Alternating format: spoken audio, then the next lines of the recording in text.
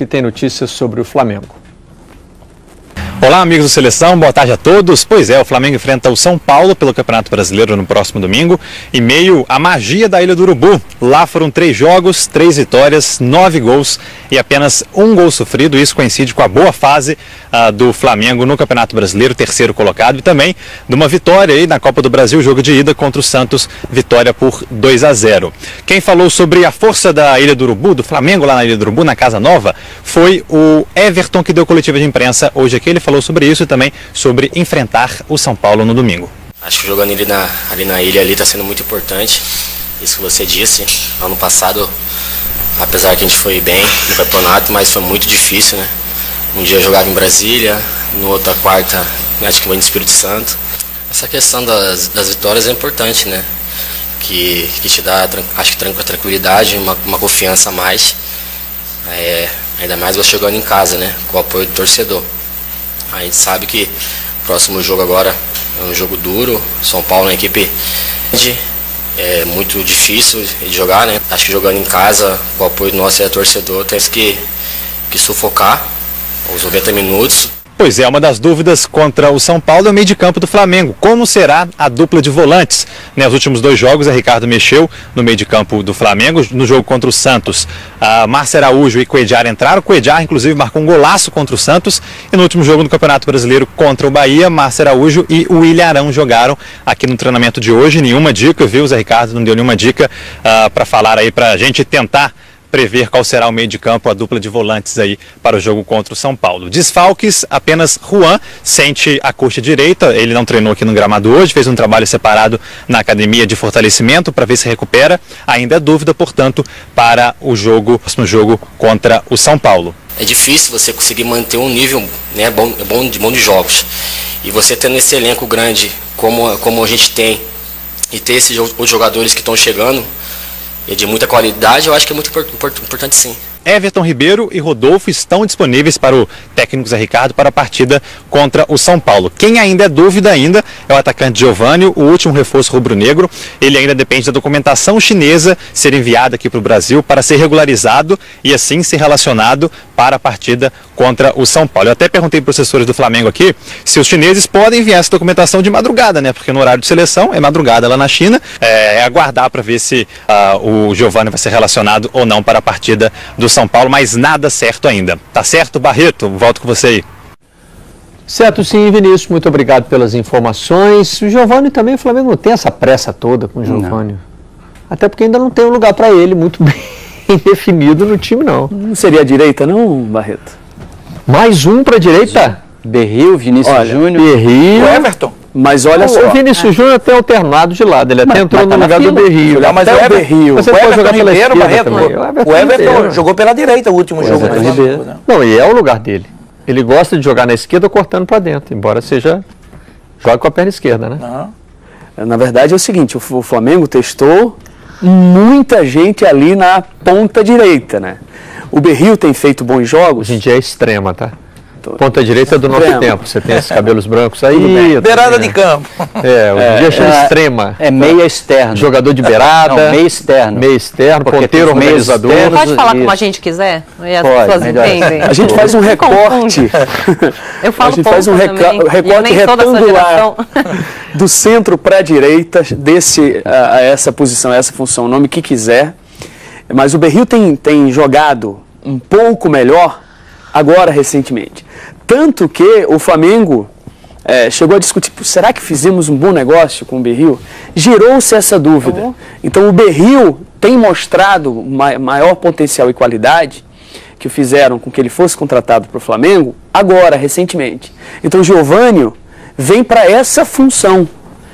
O Everton ali na esquerda, o Guerreiro centralizado. Mas eu acho que o Giovani pode jogar pela esquerda também. Também. No Santos ele jogava as duas, né? No Santos ele era naquela coisa de ficar trocando conforme a necessidade do jogo. O próprio Berril no Atlético Nacional de Medellín também jogava com a outra perna pelo outro lado quando era necessário. Mas tem muito mais dificuldade por ali. Mas corta para dentro. Mas sofre mais para isso. Na verdade, ele jogaria também como dupla de atacante, num 4-4-2, se movimentando um pouco mais, sem ser necessariamente um extremo. É que o Berril já tem a grande dificuldade dele é a tomada de decisão, né? Aquela Depois que ele já fez a jogada que correu, que driblou, que não sei o que, e agora? Eu chuto, eu cruzo, eu corto, eu dou passe, naquela hora ele se atrapalha.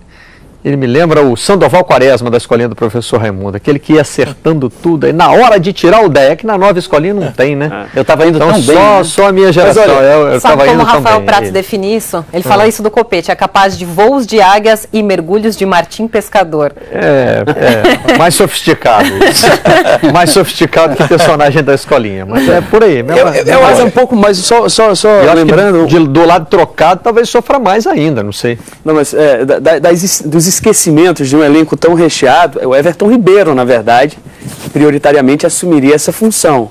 Então o Geovânio entra também como uma opção para a esquerda e para a direita, mas na verdade já atrás da situação do Everton Ribeiro. E vira sombra. Na verdade, o Everton Ribeiro, o Lucas Rache, o Flamengo não tem o mesmo acordo com a concessionária do Maracanã que tinha o Fluminense.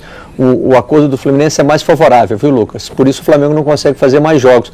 E o Fluminense conseguiu, na justiça, o direito de manter o acordo, embora a concessionária não exista mais, né? Tá uma confusão lá, mas enfim, a justiça garantiu ao Fluminense esse acordo financeiro mais favorável. A explicação é essa. Só abrindo esse parêntese sobre o Maracanã, que assim, é mais favorável, mas de toda a situação é uma escolha dura para Flamengo e Fluminense. Há uma diferença de contrato, mas para não levar prejuízo, o Flamengo precisa de pelo menos 40 mil pagantes. E o Fluminense de 27 mil pagantes. Então é uma exigência alta também. O Maracanã, ele tornou-se um problema para os clubes que estão utilizando. Mas se o Flamengo consegue com os 40 do Maracanã, ele consegue com esses 13, 14 da Ilha. É o mesmo ganho, porque assim, o Flamengo começa a ganhar no Maracanã a partir de 14. A partir de 40, quer dizer, com 40.001 ele começou a ganhar dinheiro. Mas derrubou complicado. A média de público, né? Saiu hoje, né? A média de público, uma matéria no Globo Esporte, 19 mil é a média do Flamengo. Está em quinto, se eu não me engano. Ah, não, vai cair. E o Flamengo vai fazer mais jogos na Ilha, porque tecnicamente o ganho foi muito grande. O time do Flamengo gostou da Ilha, está rendendo, são 3 jogos, evidentemente, né? A gente não está fazendo assim uma análise de uma temporada, mas assim, esse começo é positivo para todo mundo. Está todo mundo curtindo a ideia da ilha. A atmosfera lá é um barato, cara. O torcedor também gostou. O torcedor está reclamando do preço do ingresso. Proximidade, gramado legal, atendimento, a área social com uma estrutura de restaurantezinhos, né? Food trucks. Food trucks. Extremo. É o extremo do tá gourmetizado. Mas tá legal. Food truck na minha época. Creme de avelã. Não, tinha um nome diferente, mas não era em português também não. Era o trailer. Vamos ali no trailer comer um cachorro quente? Agora na minha época era barraquinha, tá? Barraquinha. Lá na barraquinha. Tomar uma pinga, comer um cachorro quente. É barraquinha mesmo. Vamos lá no break. Na tia do dogão. Tinha o break também. Vamos lá no podrão, tinha o podrão, né? Foram vitórias na Ilha do Urubu sobre Ponte Preta, depois Chapecoense com goleada. Santos. O preço do ingresso, tem reportagem no Globoesporte.com dizendo que há pessoas na direção do Flamengo rediscutindo para determinado setor esse valor, para que haja a possibilidade de ter um setor popular na Ilha do Urubu. Tá caro ainda, né? Há um limite de espaço, mas entendo uma ocupação máxima, o Flamengo se dá bem, mas sob o ponto de vista do torcedor, essa questão do preço e também do acesso. Gente que leva muitas vezes, para quem não conhece o Rio de Janeiro, você está saindo ali, tem que pegar linha vermelha ou linha amarela, próximo ao aeroporto, então aquilo como com jogos à noite, você pega na hora de ir para o jogo, o horário de rush. Tanto que estão evitando o jogo das 7h30. Qual era o que estava marcado para 7h30 e mudou? Foi o primeiro ou foi o da Chapecoense? Chapecoense, né? Estava originalmente marcado para 7h30. Aí houve essa preocupação do trânsito, porque 7h30 né, é o horário de rush, muita gente pegando a linha vermelha, aí ele mudou para as 9. Porque para se chegar à Ilha do Governador, onde fica o Estádio Luso Brasileiro, a Ilha do Urubu, há apenas um caminho. E relatos de alguns torcedores que levam até 2h30 para chegar, ainda há tempo de assistir ao jogo. Não tem solução viável com relação ao trânsito, não tem horário, vai dar muita gente usando barca. Vai dar sempre para ir do centro da cidade para lá. Vão achar um monte de formas, mas a questão viária ali é muito complexa. Só que na hora de voltar não deve ter mais a barca, será que tem? Tem também, né? Tem a barca depois do jogo. Em relação ao que vocês estavam falando sobre Geovânio, Everton, né? Os jogadores do Flamengo, e a gente falou do Berril. Eu acho que é o seguinte, o treinador ele tem que estar todo mundo bem, o Berril voltou a crescer, está voltando a jogar bem. Agora, são completamente situações diferentes. A característica de jogo do Berril é uma. A do Everton Ribeiro é outra. Cortar para dentro. Um vai no fundo, é isso aí. Então a gente está falando de uma coisa que é totalmente diferente. Se você quer buscar velocidade no contra-ataque, e se esse jogador está bem, é um jogador forte, tem velocidade e vem crescendo, ótimo. Isso é a opção do treinador. São opções que ele vai ter. Isso é maravilhoso. Dos melhores até dos para mudar mundos, o jogo, né? Exatamente. Dos melhores do mundo, esses jogadores todos. O elenco que o Flamengo fez, né? Esses jogadores também, você vê. Giovânio, Everton do outro lado, né? Então você tem opções maravilhosas. Esse bololô aí, Ricardo, já teve Conca, Gabriel. Exatamente. É uma fila violenta. Mas o Conca vai jogar... A gente começou o ano falando dessa posição. Já teve como expectativa. Não tem mais condição física de jogar de lado de campo. Não dá mais. Para fazer a recomposição que precisa fazer por ali, ele não vai aguentar. Ele tem que entrar no lugar do Diego. Ou para ser reserva do Diego, ou para ser opção quando o Diego não jogar. O Diego tem sido convocado para a seleção, ou para disputar a posição. É muito difícil hoje imaginar que o Conca consiga tomar a vaga do Diego no time. O Diego talvez seja o jogador preferido da torcida do Flamengo. Não, se você levar em consideração recomposição e energia, o Conca não joga esse ano. O Conca é um jogador para situações de jogo. Ele nunca vai ser nem na ponta nem no meio, mesmo no Diego, ele não tem condições físicas de fazer aquilo ali. Ele vai entrar em situações de jogo quando o Flamengo tiver um jogador a mais, ou o controle da partida, ou tiver uma posse de bola absurda, que ele possa controlar o jogo, tocar e botar um cara como ele. É situação de jogo. Ele não é jogador de largada. Duvido. Até porque na saída do Diego, o Zé volta para o 4-1-4-1, né? Ele prefere isso do que substituir diretamente o Diego. Mas agora, por essas várias opções, que às vezes geram inclusive nossas confusões aqui, onde cada um vai atuar, a responsabilidade aumenta para o Zé Ricardo. Então, o Rafa Rezende, Galindo, faz um tipo de colocação aqui que eu provoco muito ele, dizendo que para ele tem que ser um craque em campo e um pereba no banco. Para ele é o time ideal, eu brinco assim com ele. Mas claro que eu entendo que não é isso, né? O que ele diz é que quando você tem muitos jogadores de nível parecido, isso causa, na verdade, uma pressão no treinador. Porque o jogador que está no banco, ele vai necessariamente estar insatisfeito. Tem um reserva que sabe que é reserva. O reserva do Diego no Flamengo. Ele olha e fala, ele é o cara, eu estou aqui esperando minha vez, vamos ver. Em sendo Conca, na situação atual, o Conca também compreenderia. Até o Conca, porque ele está voltando de lesão, ele está vindo da China. Agora, o Conca, depois de passar um ano no Flamengo, ele já vai começar a ficar incomodado. E vai criar essa pressão. Mas, Barreto, isso é normal. Eu acho o seguinte. E até o jogador, quando ele é contratado, Lino, ele tem que estar preparado para isso. Peraí, eu vou pro Flamengo, Deixa eu ver a zaga. Eu tenho Juan, eu tenho Rodolfo, eu tenho o Hever, eu tenho o Vaz. Enfim, eu vou brigar, a briga vai ser boa. Então ele tem que estar preparado. Esse negócio de ter um raiva. Não tem que ficar com raiva, não. Você, quando assinou o contrato, botou o dinheirinho no bolso, sabia que você ia para uma situação. Então eu acho que é muito bom para o treinador, ele vai ter que ter os 11 dele. Agora, a opção do banco com qualidade você ter é o melhor dos mundos, Barreto.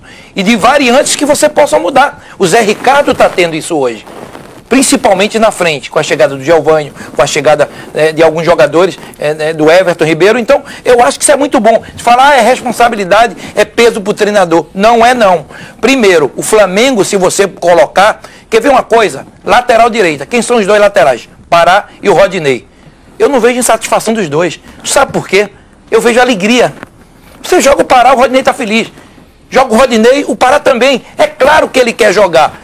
Uma coisa é você querer jogar. Agora, tem momentos do jogo que você muda. Peraí, hoje eu vou jogar com o Pará. Eu preciso, porque tem mais velocidade, tem mais, marca melhor, o Rodinei sobe mais. Então, são opções do treinador. O primeiro e o segundo não incomodam. O que incomoda é o terceiro. É aquele que não fica nem no banco. E o Giovânio está chegando para ser terceiro, dos dois lados. Esse aí incomoda. Eu não vejo o Giovânio.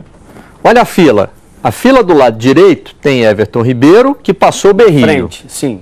Tá, tem os dois. Tá? Então o Giovânio vai entrar em terceiro lugar. A fila do lado esquerdo tem o Everton e tem o Vinícius Júnior, que a torcida ainda está gritando o nome dele. Eu já não acho. Acho que ali é Everton com o Giovânio. Eu também acho. Olha. E o garoto vai sair para os dois lados. Vai voltar a pressão pelo Vinícius Júnior. Eu também concordo. Se ele começar a sair muito do time, a torcida está mais calma hoje com o Vinícius Júnior. Está mais calma. Está aquela aflição. Mas também porque ele não entrou e desequilibrou o jogo. Barreto, eu concordo com o André. Sabe por quê? Porque o garoto ele joga nas duas funções. Do lado direito, do lado esquerdo, tem velocidade. Então eu acho que não vai a briga, não vai ser. Mas a hora de compor o banco, você vai botar o menino sempre? Coloca. Por que não? Coloca. Coloca. O terceiro da fila? Não, aí ele escolhe, é a opção que ele vai ter. Né? Mas coloca assim, eu acho que o garoto, esse garoto, há um medo, né, de saber se vai ser o Neymar ou o próximo Neymar. Gente, esse garoto, ele jogou muito na idade dele, que é os 16 aninhos dele, ele foi um fenômeno, foi campeão, é a verdade, na idade dele, ele foi excelente. Foi ao sub-20, jogou 2 jogos, foi muito bem, Maíra, meteu gol, deu passe, foi extraordinário. Então, a gente está, às vezes, cobrando de um garoto de 16 anos. Uma cobrança que eu acho injusta. Se o Real Madrid pagou os 47 milhões, 150 e poucos milhões, porque... E tudo isso, né, é que o Flamengo tem que administrar. Tem e que a família e o próprio jogador tem que administrar a cabeça dele. Mas já está. Porque o Gabriel Jesus foi a mesma coisa. O Real Madrid, com 16. O Real Madrid, sabendo que ele vai ficar 2 anos, tem pessoas do Real Madrid acompanhando ele. Mas a gente não é uma vida nada diferente em relação ao comportamento do Vinícius. Não, excelente. Não. Até agora muito não positivo. Apareceu nada com questão de ter se deslumbrado, imagina... ter aparecido alguma reclamação. Barreto, excelente. E outra coisa, Barreto, normalmente esses garotos são comprados e tem que ir embora. Ele tem 16 aninhos, ele vai desfrutar esses 2 anos no Flamengo. Ele já é do Real Madrid, ele não precisa ser comprado por ninguém. Então o sonho dele, ele queria jogar no Flamengo. O sonho dele está sendo realizado. Então acho que a gente tem que ter calma. Deixa o garoto, se vai ser às vezes segundo, terceiro. Mas eu acho que no banco ele vai sempre. Ele vai sempre, vai ter o espaço dele. Vai ser, a torcida vai chamar, porque ele é um ídolo hoje, né? Mas essa não é nem a discussão mais palpitante do Flamengo, né? Qual é, hein? A discussão mais palpitante do Flamengo. No intervalo, você vai puxar a discussão mais palpitante de todas do Flamengo? Continua sendo Cuejar. É. Cuejar, Márcio Araújo, inclusive, William Arão. Um internauta aí, um espectador, mandou uma mensagem que eu achei muito boa. Falou, Palmeiras não quer levar o Márcio Araújo, o William Arão, Leandro Damião? Leva, faz no pacotinho e leva. É a discussão que faz as redes sociais ferverem, é o que mexe com o ânimo do torcedor do Flamengo. Mas a torcida do Flamengo, eu brinco aqui com o negócio do fora, né? Sempre tem que ter alguém para ela gritar fora. Agora, todo mundo que ela gritou fora até hoje virou um bom reserva, vai. Tá dando certo, né? Bom, você tirou o Rafael Vaz do time, mas tá bem na reserva. Quando ele entrar, não vai ser assim aquela queda de qualidade drástica. Ele vai resolver.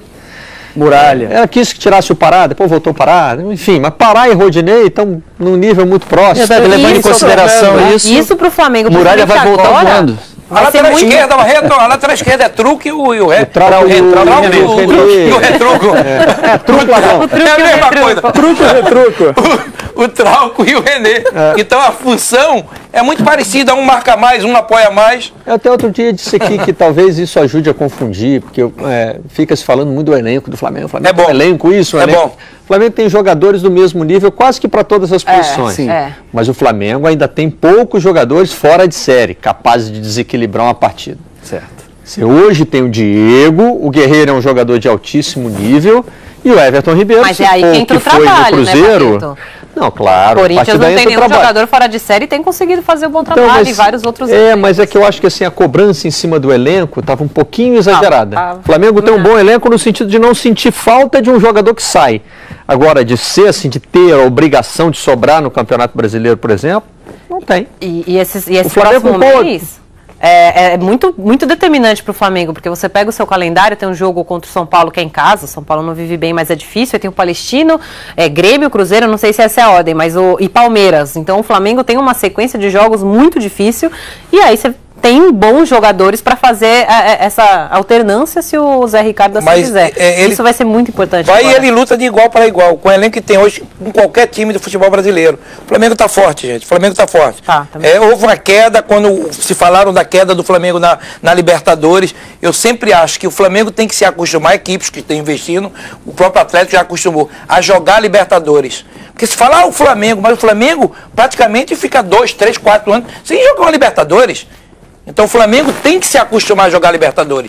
O Atlético é um desses clubes, 5, 6 anos, que joga direto a Libertadores. Então o Flamengo caiu, é uma lição muito grande para o ano que vem. Então o Flamengo é passo a passo. Eu acho que está no caminho certo.